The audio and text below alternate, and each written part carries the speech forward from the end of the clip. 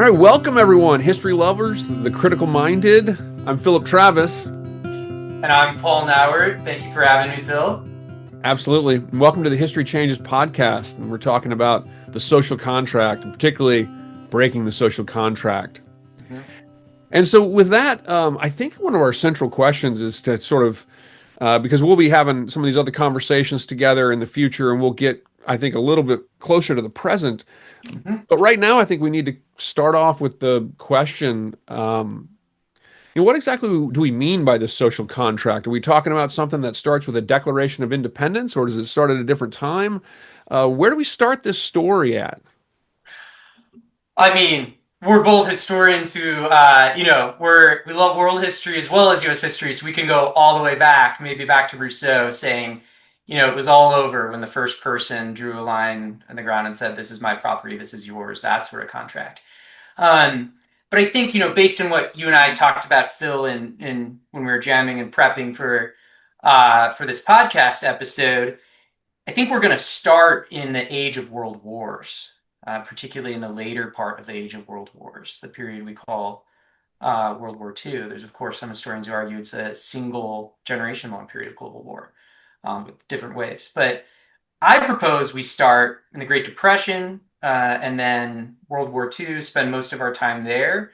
And I'm sure inevitably we'll find ways to move even further back in time, World War I and earlier. Yeah, that sounds great. Um, and I think one of the reasons we talked about this period of time Mhm. is we were discussing, and today we're gonna look at a few primary sources from this period. And just talk about some simple primary sources that we think kind of highlight this contract, and we can think about to the extent that sort of the promises from, for example, a president were achievable or genuine. Mhm. But I think one of the reasons we start in the 1930s and the 1940s is because this is a period of time where the wages of industrial capitalism have really sort of changed the world in such a way. Mhm. And I think that progressive minded individuals in the United States and the world began to understand that moving forward, there should be some guarantees of, from government within society as a balance to, Mhm. to corporatism. There should be some guarantees of work, of recreation, of housing, of education. What Mhm. do you think? Well, I mean, you know me, I want to immediately, and this is part of our job as teachers and historians, and I hope you do this for me as I reply, but or ask you questions. I want to immediately turn that a little bit on its head. And yes, progressive, this is one way of narrating history. Progressive individuals, they consider the big picture of industrialization, changes in the economy. This sort of way of looking at history is sort of looking at it from the heights with them. But I think to understand the social contracts that we're going to talk about being torn up or broken later in the century, we have to understand, or at least from my perspective, I'd argue that the social contracts they're not given as gifts by the elites.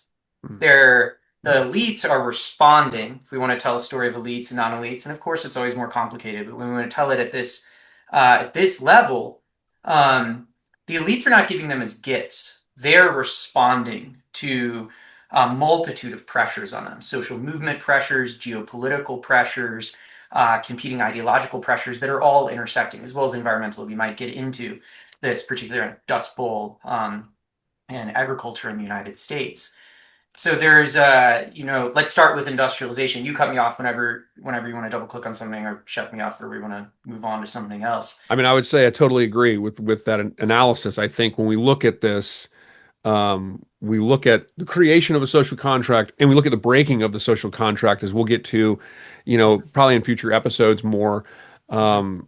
It's absolutely something that is being built on Mm-hmm. the ground, from the grassroots, if you will, Mm-hmm. something that leaders are responding to. And I think when we look at its breaking down, we find that its breaking down is based in part by the actions of leaders, but Mm-hmm. also by the actions of those also on the grassroots level who are maybe reacting to some of the things, some of the Mm-hmm. actions of elected officials and unelected officials.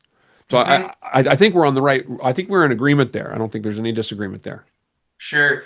And if we want to focus on the 30s, I mean, so I guess immediately we have to, speed run some American history up until this point. As a, as a liberal society in the old school sense of liberal, or the more European sense of liberal, we're a procedural republic. We started with a type of contract with one another, the Constitution, which is, of course, the second Constitution. And there's a type of breaking of an implicit contract with the British Empire through the Declaration of Independence, this unilateral Declaration of Independence. And Declaration of Independence, Constitution, they come more than a decade apart. They share some values, but not all of the same values. And the United States emerges as a type of very imperfect Republican democracy prior to industrialization really taking off, and makes our Constitution relatively unique in the world. Today, it's very old and forged at a time before industrialization. Of course, without going into all of it, the Civil War happens, a crisis that's brought forward, of course, by the moral abomination of slavery, the rising abolitionist movement, but also, very, very importantly, the coming of the war is about the crisis of what to do with all the land that's stolen from Mexico by the United States, how to metabolize through settler colonialism the gains, scare quotes around this, of westward expansion from the perspective of white American settlers. Will it be an economy grounded in slavery, or will it be an economy grounded in largely white freeholder family units?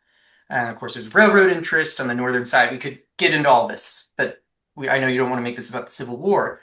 One thing leads to another through the logic of military emancipation. And here I'm relying on colleagues who do this work on the Civil War, military emancipation, social movement, the abolitionist social movement.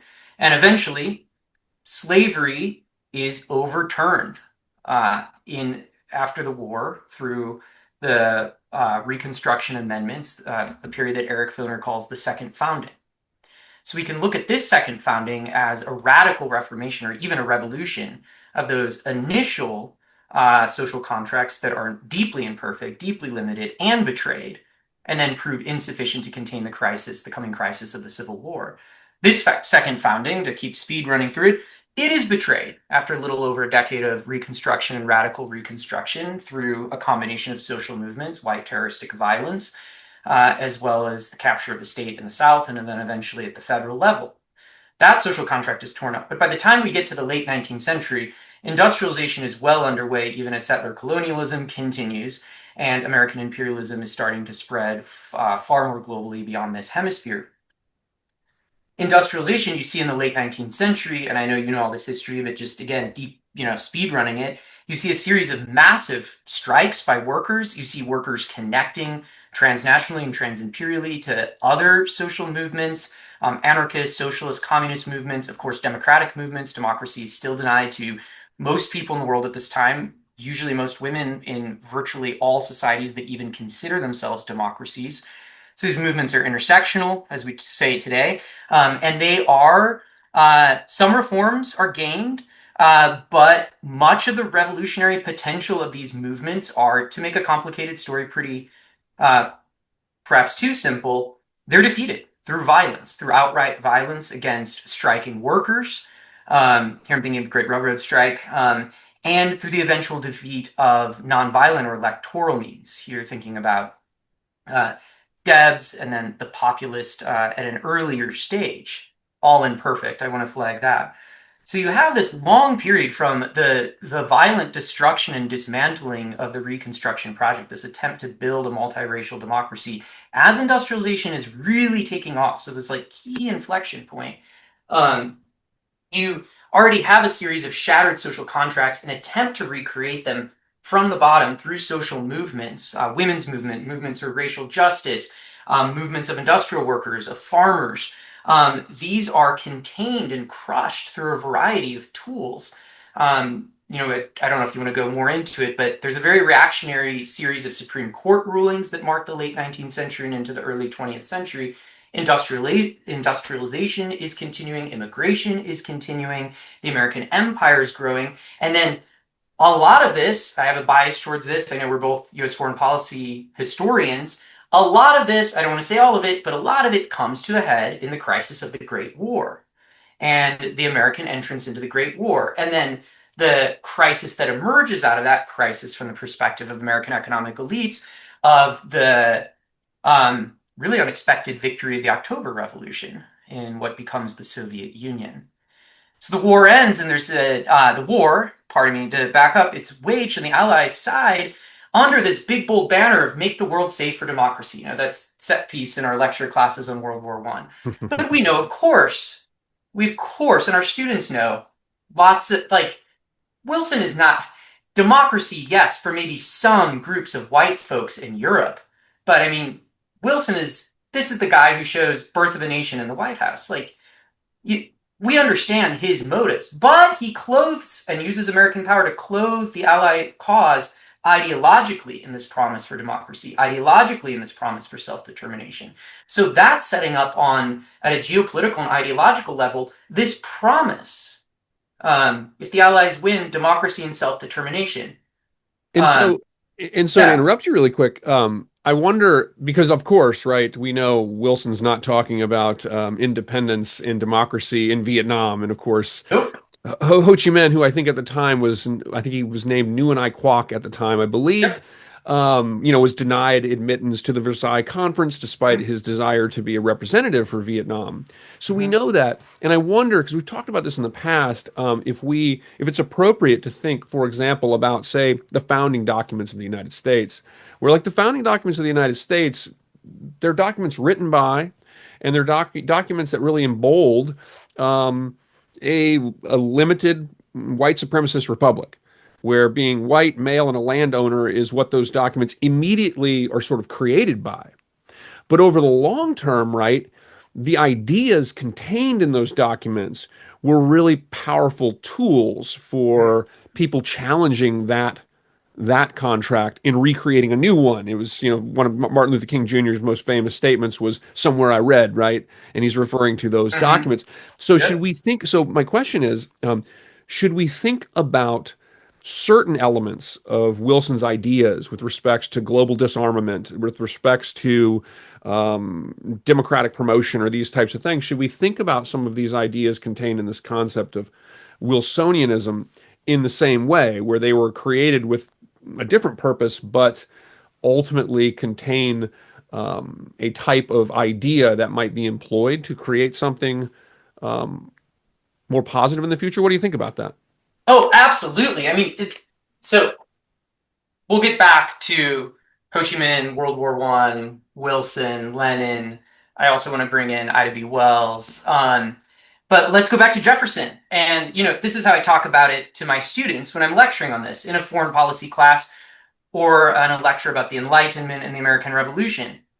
This is a man who holds about 600 people as property in bondage, enslaved people, and really an intimate bondage. If listeners have not read or listened to Annette Gordon Reed's The Hemmingses of Monticello, highly recommend this book.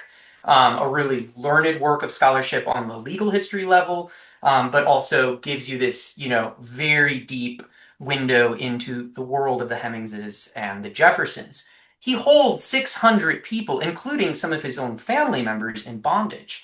This is also a man who not only writes or, is credited with their two other principal co-authors of the Declaration of Independence, but who's credited with writing All Men Are Created Equal. And then before Jefferson is more famous, as a slightly younger man, he's working as a pro bono lawyer for a man who's contesting his status of enslavement based on his mother's status of enslavement. Jefferson argues for his freedom in the name, his client, in the name of some of the values he later advances in the Declaration of Independence. So I put it to my students, look, we have to, or as I see as my job as your teacher, as a historian, to present both of these bodies of evidence. This man holds human beings in bondage. This man also writes and dedicates some sort of professional risk to making these universalist claims. Now, of course, we have to flag that Jefferson does mean men. He doesn't mean it in an encompassing sense of women. and non-men. That's really important. Um, but let's focus here on questions of race. This universalist vision, all men are created equal, but this man is an enslaver. He makes a choice to clothe. He and others, I use Jefferson, Ho Chi Minh, others as characters to tell this sort of story. He and the other founders make this choice to clothe their revolution, which I'm generally with folks like Woody Holton who argue that, this is largely driven by material motives. They're real estate speculators, many of them. But they clothe their revolution in the Enlightenment in a way. And then this sets up a meta pattern for American political history. I think the tension, the inconsistency, the contradiction, above all, that we see really epitomized in Jefferson, that contradiction between universalist Enlightenment ideal, rhetoric, goal, and then a reality that is purely barbaric and brutal. That tension becomes an engine, that contradiction becomes an engine of American political history, because you can then say, if I'm locked out of this, why am I not included in the universalist language? My very existence here, locked out of access to American democracy, American politics in a formal sense, is proof that this Enlightenment ideal has not been lived up to. Now, of course, the Enlightenment can be completely dismissed and rejected. But as long as you remain committed to the Enlightenment values, that contradiction, that engine, powers you forward. So to jump back to Wilson, I'd say very much we see this with Wilson. These Enlightenment ideals, the reality is not there, but that allows someone like the young Ho Chi Minh to be in France, and he is courting the Western powers. He's also a founding member of the French Communist Party while he's there, but he's also courting the Western powers who themselves, like Wilson, see themselves in competition and dialogue with figures like Lenin on the other side of the continent. But Ho Chi Minh is pointing to these universalist values. I give my students this famous telegram he sends to Secretary of State at the time. Then on the home front, from the perspective of the US, Wilson is doing the same thing around race and gender. Ida B. Wells, I use this when I teach. She's writing Wilson during the war and saying, deep inconsistency, these are her words, but I'm summarizing, deep contradiction and hypocrisy that American forces are being sent to fight for democracy in Europe, but these are segregated forces. What's going on? Yeah. Wilson doesn't change his mind. Yeah. Yeah. So, I want to think about something else and hear your thoughts on something that's related to this, and it might transition us into thinking about a couple of our documents as well. Mm-hmm. Um, so when I look at the large sort of track of history of where sort of the closest thing to social democracy in American history comes from, which of course would be with FDR and the New Deal. Um, so I think about this, and in, say, for example, the late 1800s, of course, there's also a massive issue with like class inequality, of course, during what Twain called the Gilded Age, right? Mm-hmm. Um, and of course, at the time, there were thinkers who criticized this. Thinkers like Henry George, who actually, I don't know if you've ever used any of the Henry George Progress and Poverty stuff in your classes, but he really indicted the idea that you cannot have a country founded on the idea of justice, right? Justice, what is, in his opinion, was like the core principle of America was justice, right? And that gets at what you were saying about Jefferson, right? And he says you can't, from a class standpoint, from an economic standpoint, you can't have a country that is so fundamentally unequal in an economic sense and an opportunity sense and have justice. And so I feel like you had the industrial era, and then the progressive era was oftentimes a reaction to that mass inequality with respects to labor unions. I mean, you had, um, um, some really, really important steps forward. Some of them were ad hoc steps, like Roosevelt kind of siding with the Pennsylvania coal miners, right? But then you also have, like, in the Wilson administration, you have, of course, labor being removed from the list of potential illegal trusts. Then we have this brief moment in history. You go back to something that looks more like a Gilded Age period, the 1920s, Mm-hmm. and this sets up the Great Depression, right? You had a return to a much more unregulated industrial capitalism opens the door for the Industrial Revolution, this incredible calamity in American history, Mm-hmm. economically for people. And this gives rise to the New Deal. And I don't know if you agree, but I feel like a lot of the documents we're going to look at here and just briefly discuss are kind of founded on the idea that in a less regulated or unregulated industrial capitalism created such inequalities. It changed to such an extent the way people lived, how they earned, that it demanded sort of from the standpoint of, we can call them progressive figures at the time, whether it's Du Bois who we'll look at, or it's Steinbeck, or it's a president like Roosevelt.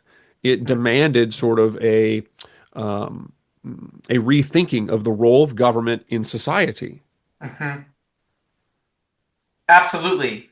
Do you, Phil, do you want to get into the documents, or I mean, I can continue to discourse. I have some more thoughts about the early 20th century and late 19th up to World War One. But if you want to get in the documents, we can go there, or you tell me. Talk about the what you had there, and then we'll get into the documents. Okay, so very briefly, I'll try to kind of close the loop on some of what I was saying earlier.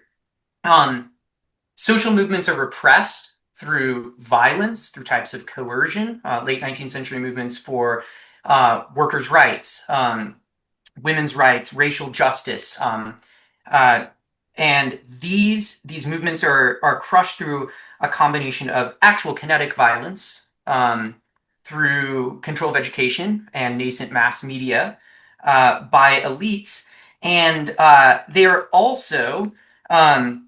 they're also crushed through power of capital at the ballot box. So what you're getting at is, when I teach capitalism in the 19th century, part of what I do at the very end of it, I say, let's look at it from the present. I show students some older political cartoons in the present. I show them a photo of Jeff Bezos, and then ask them, how many votes does this man as an American citizen, how many votes does he have? One. If you're a US citizen and you can vote, how many votes do you have? One. And then I show them a data visualization this is Bezos's wealth compared to the median household wealth of the US. So what you're getting at is this deep and potentially unresolvable contradiction between political democracy and economic democracy.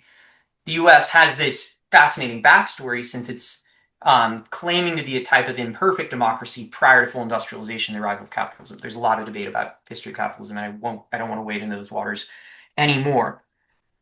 Ideas, though, among the progressives, yes, progressives or intellectuals are advancing certain ideas to try to contain the revolutionary radical potential of social movements, but there are some allies among the progressives. We have to give them credit for this. Here, you know, I'm thinking of someone like Jane Addams, or the younger John Dewey.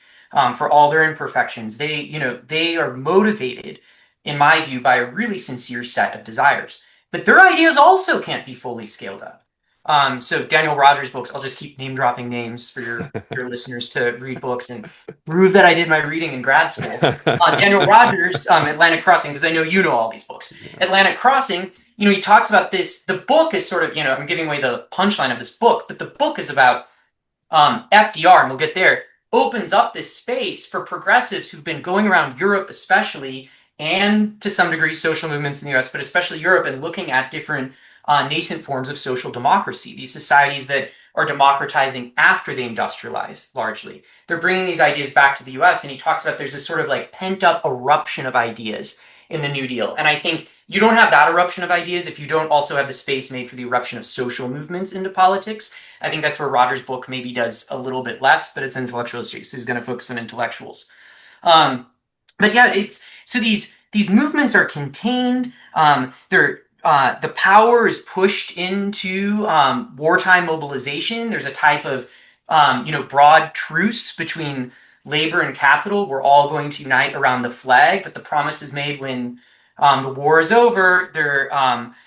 There's going to be the workers are going to get their due. This is why we see all these strikes after the war where they're not fully given their due. The Red Summer of 1919, and this again intersects with movements for racial justice, of course, movements for gender equality as well. So then how do we get the 1920s? Again, I have a bias around foreign policy, but I mean, I think a lot of it is summarized in the story of oil and wheat.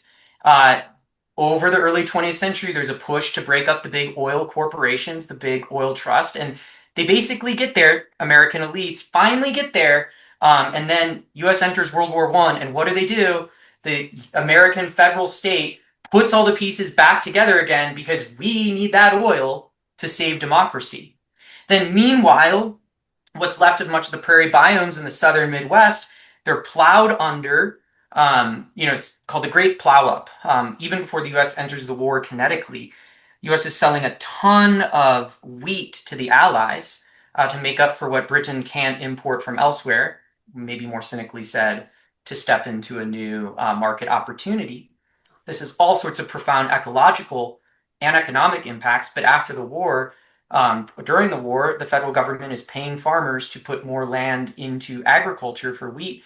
After the farm, after the war, these supports are taken away back to laissez-faire government on that level. And, historians say Great Depression really starts a decade earlier in rural America. And war, the crucible of war, is at the heart of that story, I'd say, around the reconcentration of capital and who is the state supporting for whom and when. So those contracts are torn up again. And then that gets us to the Great Depression and this world crisis, polycrisis for capitalism. Yeah, I mean and this is my brain tangenting on something you just said that I think ties into this, and I want to hear if this is exactly what you meant, which I think it is. But so yeah, the Great Depression begins for farmers in the few years after the end of World War One, right? It's quite a while before the stock market crashes that the farmers experience that, and of course that, and I wonder with respect to how you're thinking about like the interests of the state, if you're like thinking about from the standpoint that if the government, for example, had been more involved in sort of regulating prices or these types of things with respect to farmers. Do you think that that's like really where the focus of the government should have been on? Because of course, farmers were, victimized by the fact that they couldn't really be a united front. They're always overproducing because the way you're going to make it is to have more land and to grow more stuff, and the more stuff you grow, the lower prices go. I don't know if that made any sense at all, but if it did, what do you think? Oh, I mean, you know this about me, I think, but I love counterfactual. So I always want to walk down the counterfactual path a little bit. I know as historians, we really are not supposed to do more except go to the threshold and peer across. But But sometimes I it can be mean, fun. it can be fun, of course. It definitely can be fun. That's why, part why I love it. Um, but yeah, I mean, then sure, a sort of intervention at that level um, of, if we focus on wheat prices, and it really hits farmers who have small family farms hardest and first. So if we imagine there's more robust federal intervention that's geared towards the well-being of the farmers and farming families. Sure, part of one of the major inputs of the polycrisis of the Great Depression might be addressed in the context of the US, or at least parts of the Midwest in the US, but that's just one part of the polycrisis.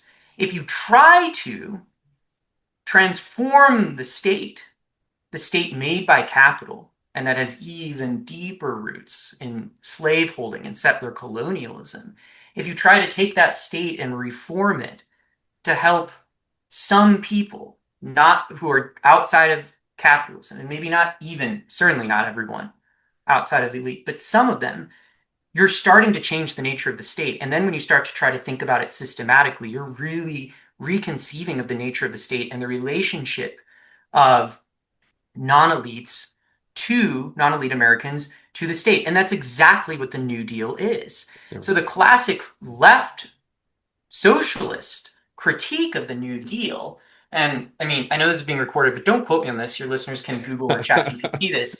But at some point during FDR's term, someone asked, I believe, don't quote me on this, so I don't want to even try to say the name, but a socialist leader in the US, don't you, they say it's something like the reporter or someone is asking, wouldn't you say that President Roosevelt has carried out the socialist agenda? So why keep pushing for it? And this guy makes this crack of like, oh yeah, he's carried it out on a stretcher. So this is the left critique of if you get someone as politically talented as someone like FDR and some of his key advisors, and they're able to make use of the crisis effectively, the poly crisis, then you might be able to build a sort of like very complicated contraption where you're trying to have your cake and eat it too, of contain the crises capitalism is constantly creating, and as Keynes might say it or put it, um, save capitalism from itself. But then you're remaking the state, and there's states that are doing it earlier than the United States, but it matters that the U.S. takes that path. And I don't mean to diminish it politically or morally. There's a left critique, but then there's another political conversation about, well, that still is a helpful step to begin to build upon it. It also can be read as, well, it's containing this radical potential. Yet another way of the many ways to look at these questions, where you bring history and political analysis together, would be, um, well, you can keep coming up with FDRs and Keyneses, and they can keep trying to contain and take ideas of Jane Addams and try to contain the crisis, but you're not fixing that set of core contradictions around capitalism, which produces economic inequality, and democracy, which says at a universalist level, everyone, or at least all the adults in the society, all the members, are equal as citizens or political agents. I Yeah. don't know. So I don't know if I went too far off, but no, that was good. Yeah. So and yeah, I mean, the 1930s, the New Deal, I think, yeah, this is a remaking sort of the government. It's a remaking of the social contract. Even if it is going to begin its fracturing pretty soon after its creation.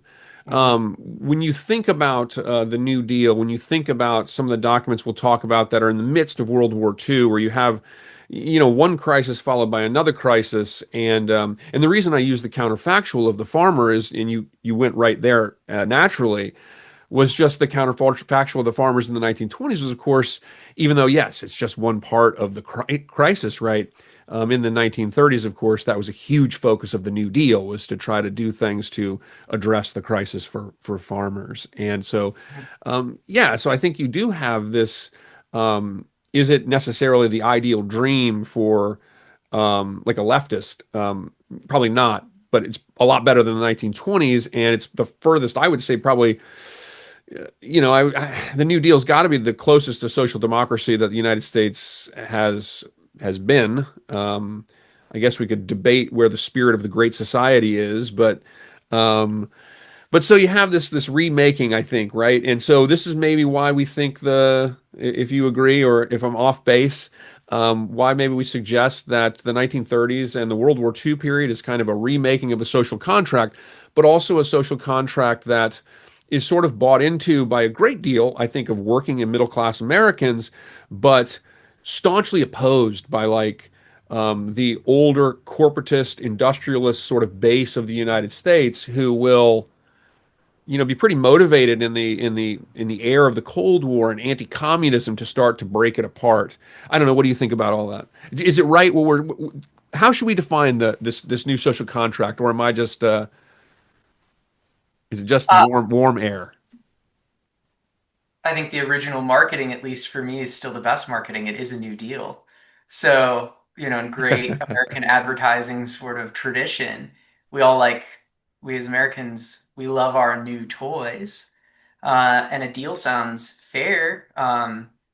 We're not yet to the present or the recent past, but we have a current occupant of the Oval Office who, one of the phrases most closely connected to this guy's art of the deal. We love our deals, we love the new, but what's the deal? What's new about it? And even the New Deal has older antecedents in electoral politics. So in terms of the marketing, that's kind of like a tangent. I agree. It's the closest the U.S. gets to social democracy, and for planetary history, it's very, very important that the U.S. takes this path and not the path of the Third Reich or what other fascist societies take. So when we put it into planetary context, it's important. I'm very much the way I try to approach this period of history and history generally is a sort of both and, or all of these things can be true. It is true, and we must be critical of the limitations, the self-imposed limitations and contradictions baked into the creation of the New Deal. But we should also hold in mind that the U.S. does, not automatically, but through a series of choices at the level of elites and at the level of social movements of non-elites, the U.S. does take, however imperfectly, a qualitatively different path than fascism. and this is extremely significant. We can get to this more if we want to talk more about the, economic and ecological dimensions of American power, um, industrial dimensions. But yeah, it's the closest the U.S. gets, and I think we're going to be, if you invite me back, I and I haven't, talked too much. If you invite me back, I'm sure we'll endlessly talk about the New Deal because to talk about the Great Society, I mean, who does LBJ admire? Like we can tell the story through characters, but it's more than characters. LBJ is obsessed with FDR, but the obsession to complete the New Deal, there's another obsession intertwined with it, which is the obsession to be a wartime president. And so one poisons the other, of course, or how I see it. I mean, that's a very orthodox way of seeing it, but I'm in that camp. But so we'll come back to the New Deal again and again. The imperfections at the beginning, its aspirations. So to set up the universalist goal, this isn't fascist. This is a positive alternative project. It's also containing the crises of capitalism. It's an attempt to resolve capitalism. So it's more of a verb than anything else, even though we use a noun. It's in constant motion. Um, and what we'll also return to again and again is that the long war against the New Deal begins with the New Deal. Yeah, Sorry to get absolutely. back to Yeah. your Yeah. last point, Phil. Yeah. And we are now seeing we're in a very advanced stage of the long war against the New Deal. And I don't know if we want to go here in future episodes, but there's that war is also bound up with what I would say a long war against Reconstruction and no kings, the long war against perhaps even elements of the American Revolution itself. Mm. Um, of course, in our moment, as of right now, October 23rd, 2025, it's still positioned as, oh, it's a joke, it's a joke, it's a joke. We'll never make him a monarch. This is an unthinkable joke. I mean, you and I are old enough to like, it could never be a joke made before. But these long, long war and the war against the Great Society, of course, too. But Yeah. So, and I have a transition into, I want to hear your thoughts on one of the documents in a second, but now and this is great conversation because you've got me thinking so much about this stuff and it's amazing. So, question for you. So I look at like, the New Deal, right? And the New Deal is like this, it's a new deal, as you said. It is this kind of redefining of the relationship between the government and the people because of this basically this failure of the capitalist industrialist system and the market system. And then right in the context of that, you have the emergence of the war against Nazi fascism, right? And then it's like the United States, you're going to have documents like the Atlantic Charter, which we can talk about, where now the United States is kind of new dealing itself against sort of far right fascism. And so the bigger thing, which I want you to you might talk a little bit about before we get into those documents, but so now in my mind, I'm thinking, is the thing that is sort of the first and foremost sort of tool in what I think is a right thing, is a very accurate and poignant thing to say, the long war and the New Deal, is the first real tool in the long war against the New Deal the fact that for almost a half century after World War II, the United States will define itself against a broad definition of leftism, the Cold War and communism. And so it's like right after World War II, what is it, like 2 years, and you get Taft-Hartley. And Taft-Hartley is like a fundamentally anti-union act. And I just wonder, the United States is now defining itself in this anti-communist crusade. And in defining itself against its anti-communist crusade, not only do you have in the 1950s sort of a reification of like the religious values of the United States' national identity, but you also have sort of a reification of its capitalist identities. And those things that are seen as more collectivist are increasingly, brought in the focus of elements that have sought to challenge it for years. What do you think about that? Is that just too broad? I agree that eventually the type of anti-communist reflexes, motions that become the template to this day. I mean, we are living through a third Red Scare. I was just at a conference presenting on this, the idea of the third Red Scare with one of my colleagues here, Dustin Ellis. But the McCarthy Red Scare in the 50s, that itself is the second Red Scare, and itself is copying off the first Red Scare after World War One. So yeah, I agree. After from the late mid 1940s to the late 40s onward, yes. But Atlantic Charter, this is signed in August 1941. There's a really, really crucial moment. Very few number of years. I mean, shorter than the number of years it takes one to get a history PhD. But this handful of years, the first half of the 1940s, we see, as war often does, like a crucible of war. I take this from Brett Anderson's book about the 7 Years' War. Crucible melts down metal. War, through its acceleration of economic, social um, frictions, melts down ideas and political forms.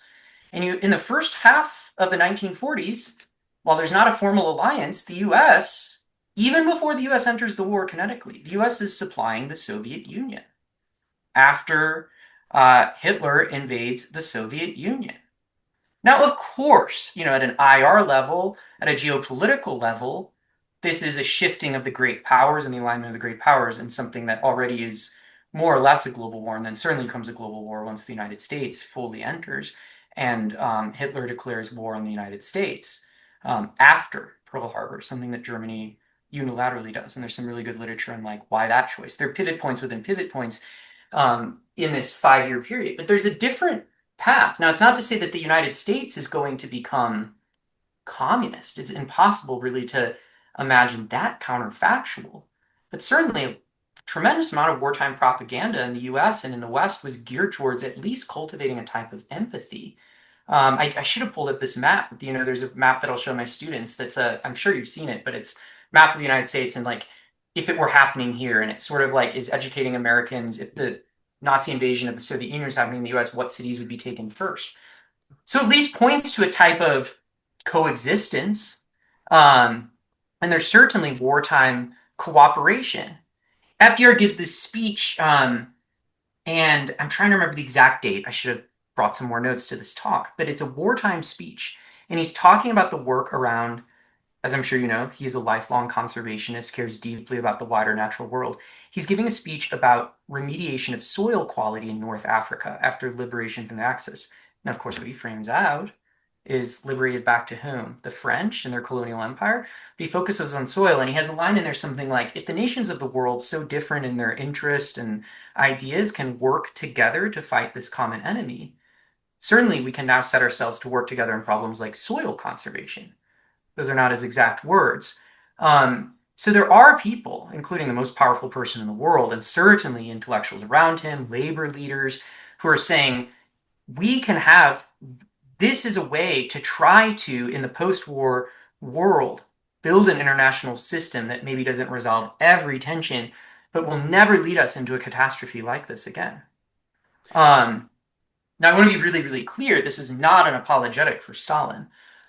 It's in the West, far fewer people at this time know what's happening with show trials, with the gulags.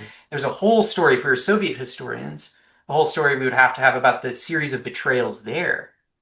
But we're Americanist, and so focusing on that side, there is this moment where there is, and it's very hazy, but like in the haze, there are bright sort of like flashes of light of like, what would that path look like? Where maybe the US and the Soviet Union are never going to agree, convince each other of everything, but a world that is not defined by aggressive remilitarization of geopolitics. And that idea has a little longevity even past the death of FDR, because the world is fatigued. The world's reeling from war. The US is the only major belligerent that grows economically as a result of being part of the conflict. Soviet Union's thrown back at least 10 years in terms of development by the Nazi invasion. Over 60 million people at least died in the world. So there's an openness, even among elites, of let's try avoiding this happening again, even among the capitalists. Because can't forget, it's an inter-imperial war. It is an inter-capitalist war or among capitalist societies that drag in much of the rest of the world, or non-communist, I should say, because I also don't really want to wade into the waters of like the capitalism fascism debate any more than I want to wade into like 19th century history of capitalism water. So yeah, I'll stop there. Yeah, so okay, so let's let's switch over. So one of the documents that we wanted to just talk about a little bit, and I wondered if you might comment a little bit on it. It's a short document. It was written by John Steinbeck when he was a wartime correspondent in 1943. There it is right there. And it's a brief document that we were looking at, and I'll sum it up, and I want to hear your thoughts. Mhm. I'm just going to sum up the gist of it. But the idea was, basically John Steinbeck is writing. He's in London, and it's 1943, and you're preparing for what will eventually be, the Normandy Operation Overload, right? Overlord, Right. Overlord in December 6, 1944. And he says, effectively the troops they know of their capabilities. They know that they can succeed. But what they're actually worried about, very short paraphrase, is will like the spirit of the New Deal be championed for them when they come home? That's Mhm. effectively what I take him to be saying. He's saying, will they come home and find a place where they're able to own a home, where their small businesses are competitive, where they're able to have a real successful life, or are they going to come home to a place that begins to appear more like a corporatist, oligarchic type of state? And so to me, I read that, and of course, John Steinbeck can't talk to every single soldier, but he was an intellectual and had a real sense of the spirit of the times, I think. And so my question is if you want to talk a little bit about that, like, should we read that as like, here is John Steinbeck kind of defining through his correspondence this new social contract? Well, I mean, and if we go back to the text, and specifically, he says early in the article, the soldiers who are preparing to mobilize or are mobilizing in England at this time, they fight under a banner of four unimplemented freedoms. So this is a reference to FDR's Four Freedom Address before Congress in early 1941. And then the four freedoms are cut and paste directly into the Atlantic Charter. Freedom from fear, which is often interpreted as freedom from war, or a type of aspiration to peace. Freedom from want, so you have enough food to eat. This is the kernel of. I know you want to talk about later the kernel of, in many ways, the second Bill of Rights, the Economic Bill of Rights that FDR and some of his advisors put forward in 1944. So freedom from fear, freedom from want, freedom of worship, freedom of speech. Those last two really seemed like, well, certainly we have those secured, but in recent months remains to be seen. But so we're unimplementing maybe what was implemented. But to go back to 1943, yeah, they're not implementing. FDR has made this big promise to the American people, and then it's globalized in the Atlantic Charter. Um, there's some Elizabeth Thorgart, just to continue to name check historians, writes a really extraordinary book that it's part intellectual history, part diplomatic history that follows, step by step the making of the Atlantic Charter, like hour by hour, and the role of the advisors who most wanted to bring back a type of Wilsonian internationalism, but incorporate some of the aspects of the economic side of the New Deal. And the four freedoms have that. You have two political rights, worship and expression, and then you have these two material rights from fear, from war, and then from want. So FDR, there's a Wilsonian thrust in the four freedoms and then into the Atlantic Charter. And then the Atlantic Charter is those four freedoms are then written into the Universal Declaration of Human Rights. And Eleanor Roosevelt plays a really strong role there after the war. She does during the war, but she really, really gets more of her due after the war and after the death of FDR as this internationalist advocate and activist for racial justice, for gender justice, for health, all sorts of areas that very much remain unimplemented. So this promise is made during the war or before the war, and then it's up leveled to the global scale. And when you read through more of what Steinbeck is talking about, and this is a series of articles he's writing home to say, okay, I'm the great novelist, and now I'm going, and this is part of what I'm doing for the war. And a novelist, of course, who his themes are often ordinary people and very ecological. He's now giving people at home a way to understand what is the social world of their family members, their brothers or their cousins or their sons or their loved ones who are abroad. And if you look through the other articles in this book, he'll talk about things like soldiers growing vegetable patches on the outskirts of their camps. And so he's paying attention to these these details. And the title that he gives us is The Shape of the World. So this is a crucible moment. The world is being reshaped. And there's this banner unfurled of four freedoms, but they haven't been implemented. Um, so Yeah, and absolutely, I don't think he's making it up. I think yeah, he's reading a real impulse and emotion at this point in history.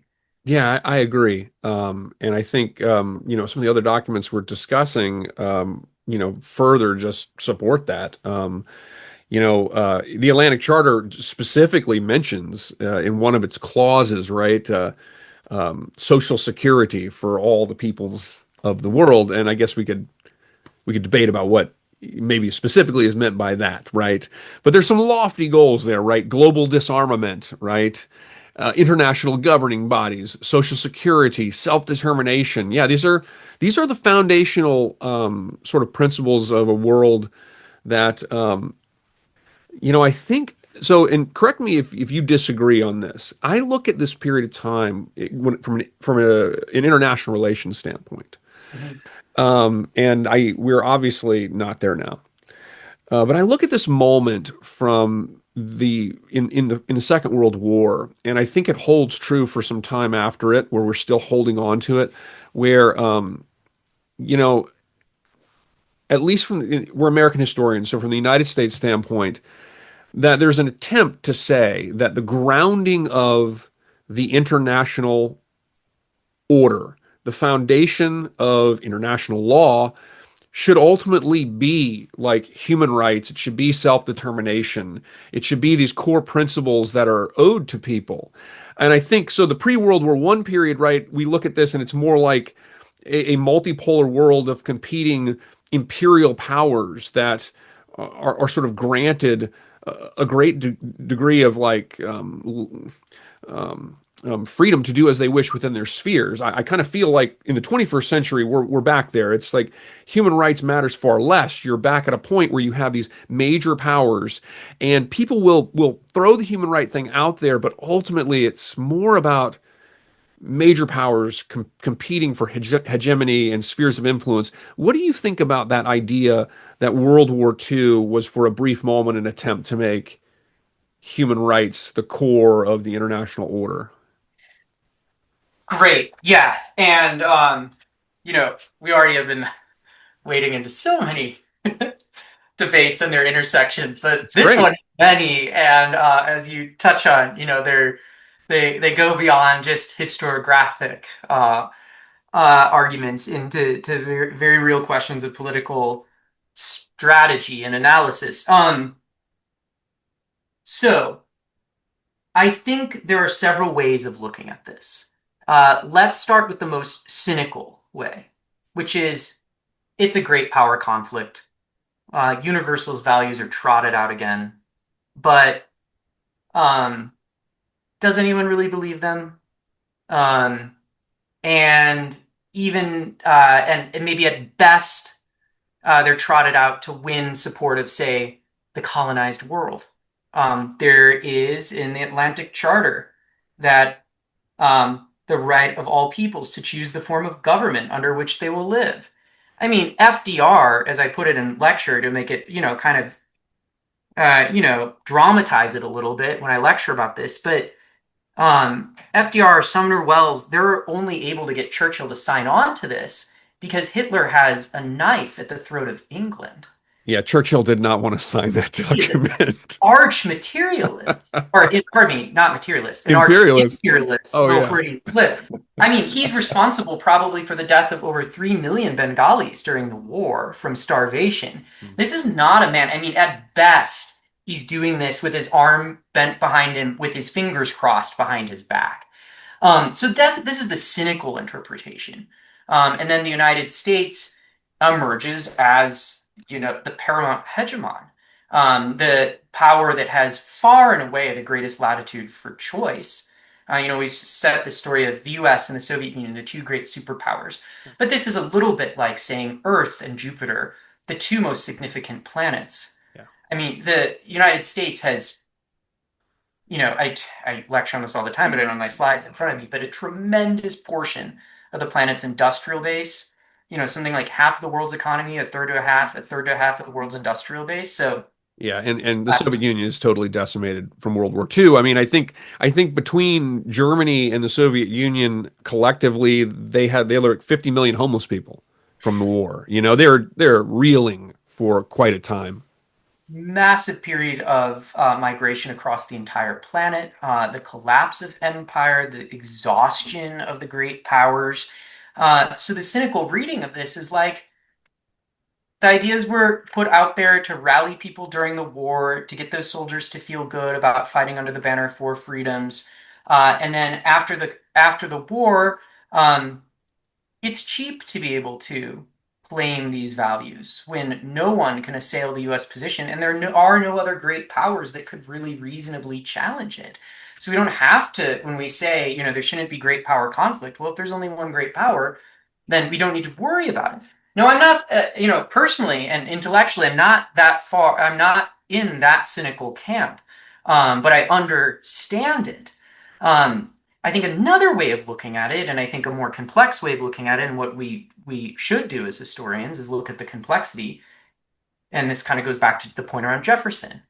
We don't have to argue about the motivations or what was really in the heads of the elites, or what a note at Yalta meant, or what someone's memoir really was recording, or why they said that in their mem. We can get into all of that, but we can also grant, okay, that is your view in this camp. But people at that time, and this might bring us to Du Bois. There are people at that time who say, "Yeah, I get. I mean, he's one of the most brilliant Americans who ever lived in terms of writer, scholar. We now know he's writing science fiction at a certain point.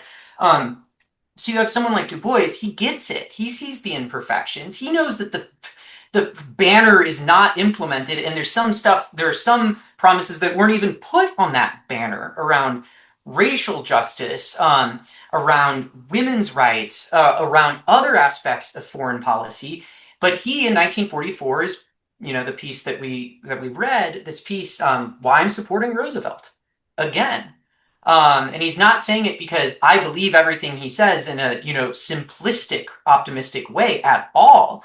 But people like Du Bois, and, I use Du Bois and Eleanor Roosevelt especially, as the characters in this story when I lecture about it, they're looking at this and they're saying, okay, the great powers agreed to this. And now the US is stepping into this moment where if the US seemed to have overwhelming strength of the Western powers after World War I, then after World War II, hey, it's a planetary hegemon without any precedent in world history. And this is a moment to push American leaders to make good on these promises, which means starting to realize in international institutions around it, and um, to shore up efforts around the world to realize this at a national level. And the U.S. does this ironically, maybe not, irony is the wrong term, but it's where the U.S. or it might reveal something about the nature of American power and raise some interesting questions about democracy and dictatorship in a sense, or just about power. I want to say it that way rather.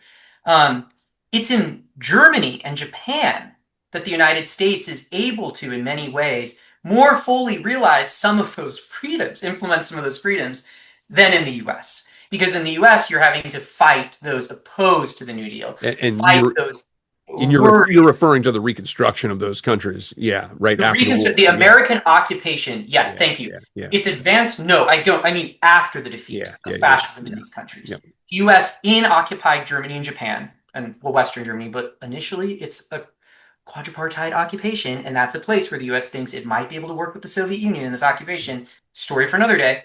But in Japan and Western Germany, the U.S. is able to advance a type of social democracy under the shadow of the bayonet that back in the U.S., social democracy can't be advanced in the same way because you have to argue with a bunch of people who are afraid that the expansion of the New Deal might mean the end of Jim Crow.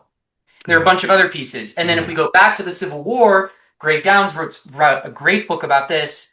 Um, he mapped through spatial history. It's in the radius of Union military camps where Reconstruction goes the farthest generally. So it's under the shadow of the bayonet that multiracial democracy can flourish there. And then we see 80 years later, under the shadow of the American bayonet in Western Germany and Japan, democracy, type of social democracy flourishes. Now, there are all sorts of imperfections there and all sorts of betrayals there. And sometime, if you want to, we can nerd out about occupation of Japan, of which I'm a historian, and MacArthur and the stopping of the general strike and all, right? So there's a lot of pieces, but that moment where the momentum of the war is strongest, that sense of the enemy, the final destruction of the Nazi tyranny, as the Atlantic Charter puts it, where like that motivation for war, that follow through, we see more of that impulse continued, but So it's let in me the itself that it's blocked more. Okay. Yeah. So let me ask you another question, going back to our third primary source that we've been looking at so far, at least. We looked at the Atlantic Charter. We've been riffing back and forth with that one. We looked at John Steinbeck, right, in his letter in 1943, and then you were mentioning W.E.B. Du Bois' statement of support for FDR. So my question for you is just a quick one, and then I maybe want to talk just briefly about the Second Bill of Rights if we have time. Yeah. But my question for you is, do you think it's appropriate to say that? So W.E.B. Du Bois, he writes this letter about his support, or this statement about his support for FDR, and he's unabashed that he is a socialist, and he supports FDR, not because he thinks FDR is perfect, as you've been pointing out, but that FDR is the best path that the United States has at the time. So my question for you is is W.E.B. Du Bois kind of doing what, for example, going back to the beginning of the conversation where we talked about sort of the founding documents and all of the problems with the people who founded those documents, but what those documents like sort of could mean on paper, these universalist ideas, and how they're later deployed by civil rights leaders and whatnot. Is W.E.B. Du Bois kind of doing that with sort of the four freedoms? That's another primary source we talked about. But the four freedoms, these principles in the Atlantic Charter, the principles on the New Deal. Is he kind of taking this and saying, all right, this means, you've said this means X, and now we're going to push for it. Is this an example of a grassroots activist sort of thing, trying to say, yes, we are constructing a new social contract, and we're going to sort of mobilize it to this purpose, if that makes any sense? Absolutely. Yeah, absolutely. And I think we are, full starting a full circle close some of the big questions of this episode. We're this is the time, the creating of the social contract that we're then going to follow, as I understand it, and other historians too, in conversation with you, Phil, the dismantling, the tearing up, the betrayal, all different verbs of this social contract. And Du Bois. One of the reasons I proposed this document, besides just really admiring him intellectually, politically, and as a writer, um, he he's an intellectual. He's an elite in his own way, in a certain way. Big asterisk around that, but but he's also in dialogue with social movements. So he's a type of bridge between in this story, a character we can look through their experience and see the interplay of social movement and political policy decision making. Like this sort of argument of like New Deal, making a New Deal from the ground up, but then some political power. This is basically what I've learned from Liz Cohen, Making a New Deal, classic book. But then, of course, since I'm a foreign policymaker, I probably can't help myself but bring back in some of the elites. So Du Bois is a figure who sits on this intersection of all this stuff. But yeah, he's building a social contract. I also wanted to bring him in. He has his eye on domestic policies and international politics. So does Eleanor Roosevelt, and we should bring in, maybe in the future we should just do a whole episode on Eleanor. But she's also saying, okay, contract's been signed, that we have to guarantee these human rights to the world now.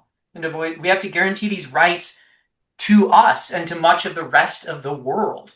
And then the hope is that among these folks, not only have the promises been made, but to look at the cynical camp, world hegemon, capitalist hegemon, they also look at this and they say, well, this is a unique juncture of global history, of modern global history. This great power, it wants an open world system, a liberal system in economic sense, because controls the lion's share of the manufacturing base and others need to buy the goods. So it's a type of squaring of the circle that some see and you can see it from the cynical side of, I'm a capitalist. Great. I want to sell my goods. I don't want war. And I want to open up markets, and this builds on a much deeper history, right, of um, and is inheriting directly the British Empire's obsession with free trade. Well, for everyone except Britain, right? But this sort of free trade empire, what Marx describes in Communist Manifesto, Marx and Engels, the battering down of Chinese walls. Um, but some from the cynical side, yeah, open world system. But then you have activists who say, like, okay, the capitalists want an open world system. Let's also try to, as this is happening, bake into it international systems or international forms of international cooperation that manage other global problems. So if we see like a scaling up in the New Deal, I know we haven't talked a lot about ecology, but if we see a scaling up of ideas that were from earlier in the 20th century around soil conservation, water conservation, to more national structures, there is, and Roosevelt's very interested in this, FDR and Eleanor, scaling these up to a global level. And these are some of these institutions continue to exist to this day. The military alliance of the United Nations, out of that grows the United Nations as a civil society organization and stuff like the World Meteorological Organization. And it's no accident now that in Trump too, organizations like World Health Organization, these are the organizations that are being directly targeted by those who have a very different vision of American power, global power in the world. But figures like FDR, I mean, I'm with Perry Anderson, although he's very critical of FDR, but I'm with him on this point that FDR does seem to sincerely believe, and we can dismiss this as naive, which he does, but FDR does sincerely believe, and I think there's merit, I think there's potential in it that Anderson doesn't see, but FDR really does believe that the US can have its cake and eat it too. It can be the hyperpower in the world, as David Kennedy calls the US in this period. And through that hyperpower, it can transform permanently the nature of planetary politics. Um, and it's very messianic. And FDR is not messianic in that way. He has a Christian side to him, but he's not the the Calvinist psycho Yeah. of Woodrow Wilson. But there's also that element to it. So anyway, I gave you a long reply. Yeah, so I guess that transitions into kind of the final thing I wanted to hear your thoughts on. Okay, in building this new social contract, I look at what's sometimes called the Economic Bill of Rights or the Second Bill of Rights, and this is a portion of Franklin Roosevelt's 1944 State of the Union address. And in this address, Roosevelt, if we go back to if you harken back to the Gilded Age, the Industrial Revolution, he kind of is using a rationale that's similar to Henry George, who wrote in Progress and Poverty, which we talked about at the beginning, where he's effectively saying the world has changed. The Industrial Revolution has fundamentally transformed the way people work, the way they live, the way they make a living. And so he suggested and I read it to mean that these weren't nice suggestions, but that these were like things that should be guaranteed in a New Deal sense. That the United States, that Americans should have rights, an expanded Bill of Rights that would include a right to what I interpret as a living wage job that afforded recreation, which I interpret as vacation time. That Americans should have health care, they should have access to good education, they should have access to housing, farmers should have an access to be able to sell their crops for the right price, a good price, that small businesses should have a right to thrive. And so I guess I wonder if you'd comment on, in my thinking, I see this as kind of like, this is him, and I think reacting, as you said, going back to the beginning, responding to the voices Mm-hmm. responding to the voices and kind of providing a more of a formalized vision of this new social contract that he believes the United States can realize. What do you think about that? Absolutely. Okay. He is not giving this as a gift. He is, and here I disagree with Anderson and those who see him as kind of like a naive or something. Um, he's certainly thinking about the American experience after World War One and the global experience, and near the end of World War One, the October Revolution, and then in the U.S., Red Summer of 1919. I mean, he was Assistant Secretary of Treasury during the war, so this is, and he, of course, he's from as elite as it gets in this period of American history. He's like, he's grown up around this. He sees, he knows this world inside and out, and he is of the elites, but he is, um, as his alma mater's newspaper put about him early in his administration, a traitor to his class. And H.W. Brands gives this title to a biography of him that really highlights, cast him as a class traitor. Um, we can come back to that in a moment if we'd like to explore that and how we see what that reveals about FDR. But I think he's, you can see him as a class traitor, and I do, and he is. You can also read it cynically. He's trying to contain these rising social movements. He's in dialogue, especially with Black American labor leaders at this point at the White House. There's increasing pressure on him from the alliance between labor broadly and racial justice activists in the United States. I mean, the genesis of the classical phase of the civil rights movement, as Bayard Rustin puts it, I'm with the historians who say we should trace this back to the 1930s even. Um, and but so FDR is well aware of the pressures that are going to come cascading down when the war's over from social movements, and then the economic dislocation of having hyped up this giant economic machine. What are we going to do? So he is trying to get ahead of that. It's not a gift freely given. It's a political calculation on his part. And when we go through these, the right, you summarize some of them, but I think it might be worthwhile to just read them verbatim and let's tabulate. How many do we have in the U.S.?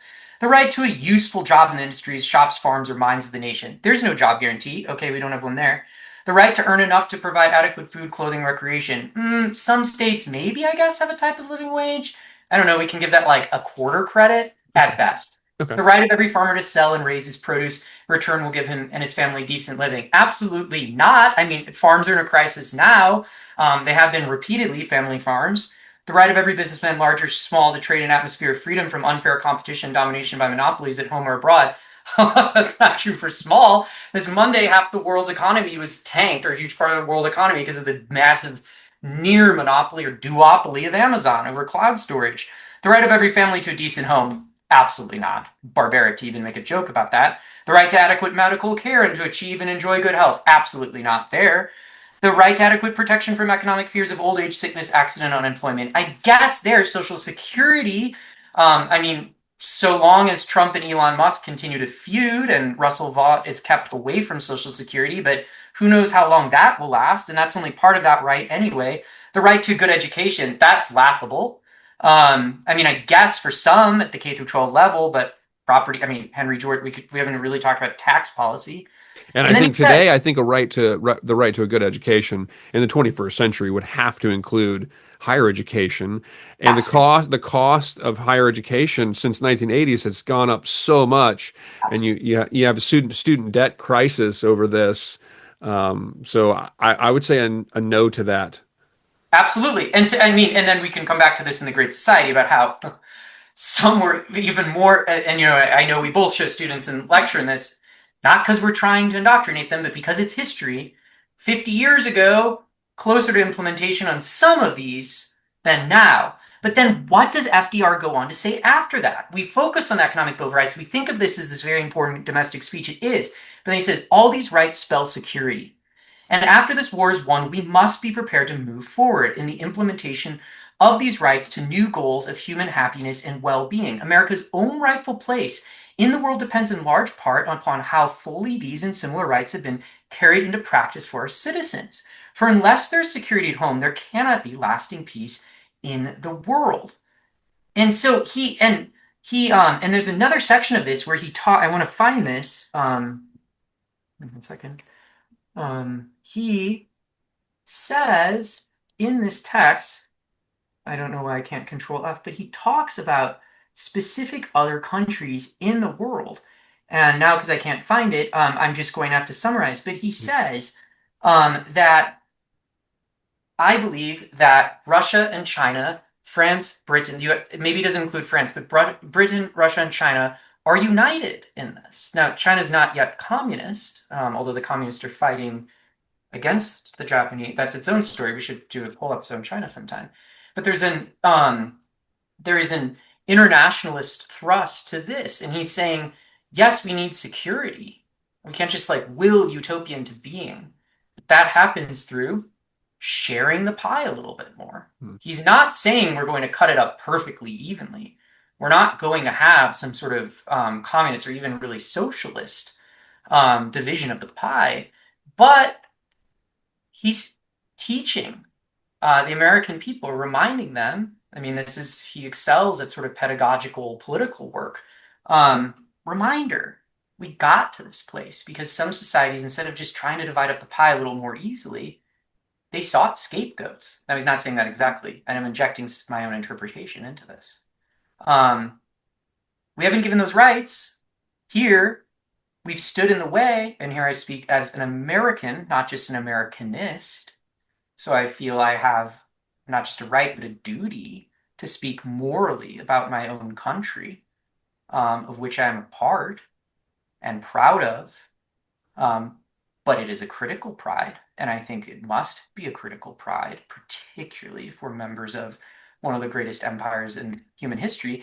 But we haven't given those rights here, and we've stood. You're a historian of U.S. foreign policy in Latin America. We've stood in the way of those rights many places in the world.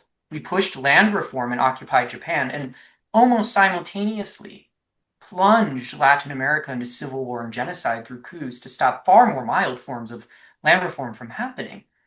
And we haven't given those rights, and we've largely stood in the way, and the exceptions prove the rule. And now we live in a world that's on the knife edge of Third World War. We're accelerating into a climate abyss. And the United States, a rising tide of ethno-nationalism has been overtaking much of the world.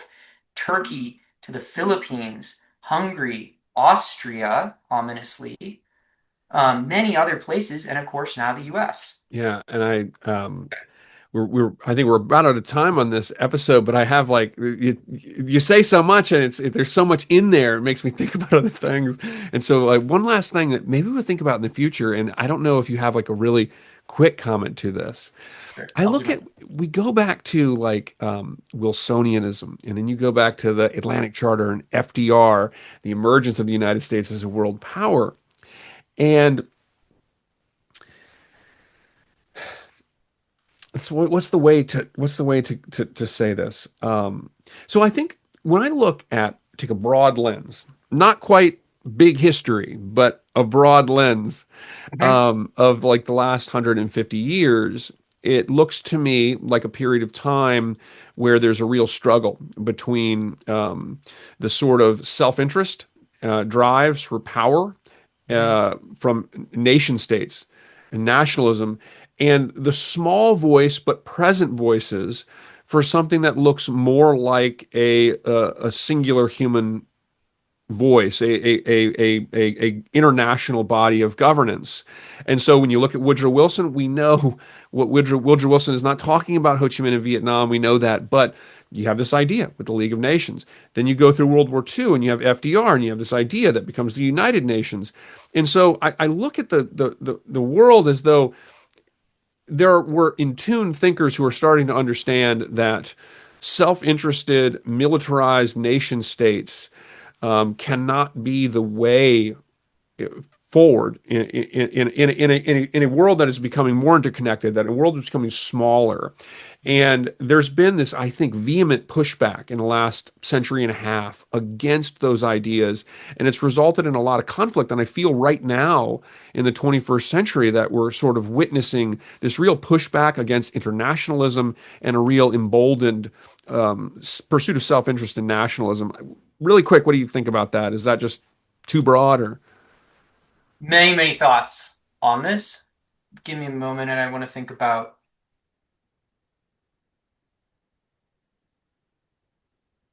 I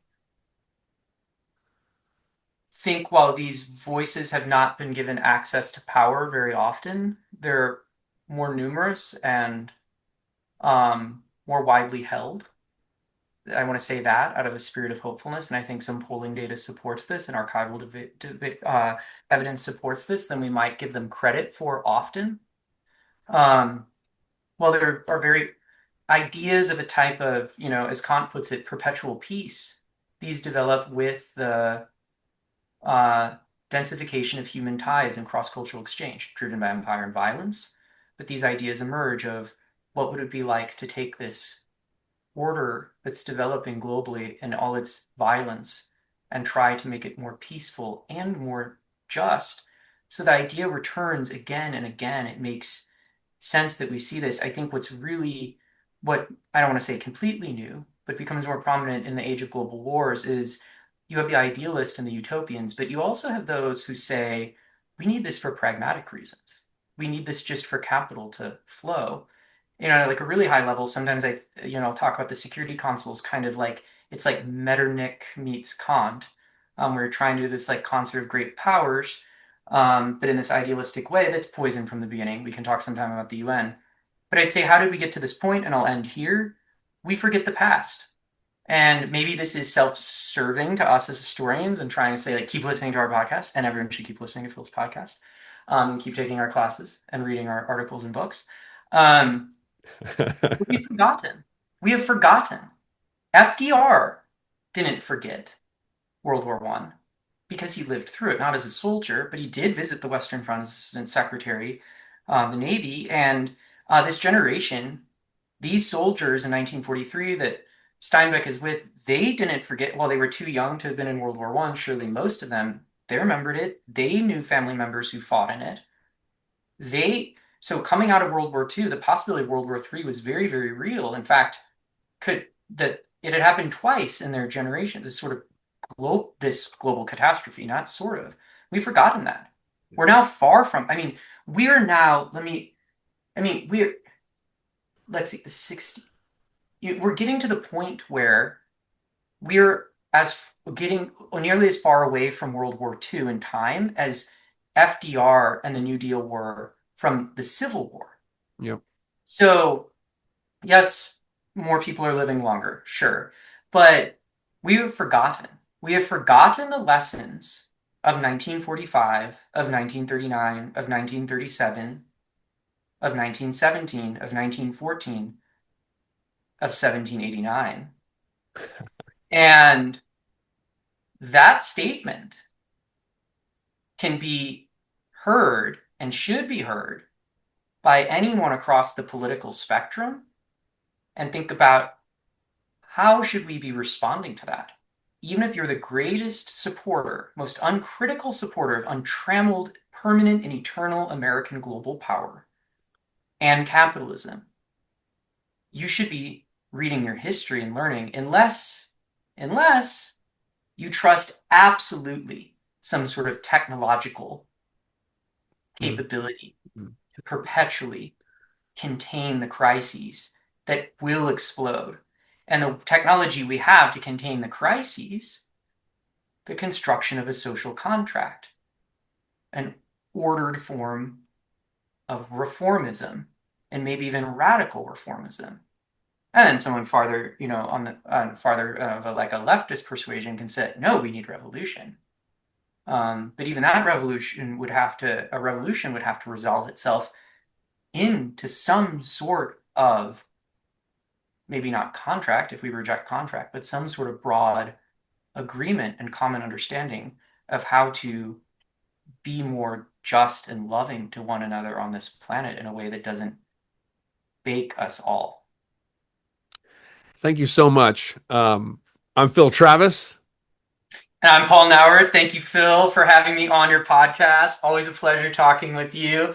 And everyone, please like or subscribe to whatever platform you're listening to this on with Phil. Take his classes. And I look forward to, at some point in the future, if you'll have me back, continuing our conversation. Absolutely. This is the History Changes podcast, Breaking the Social Contract.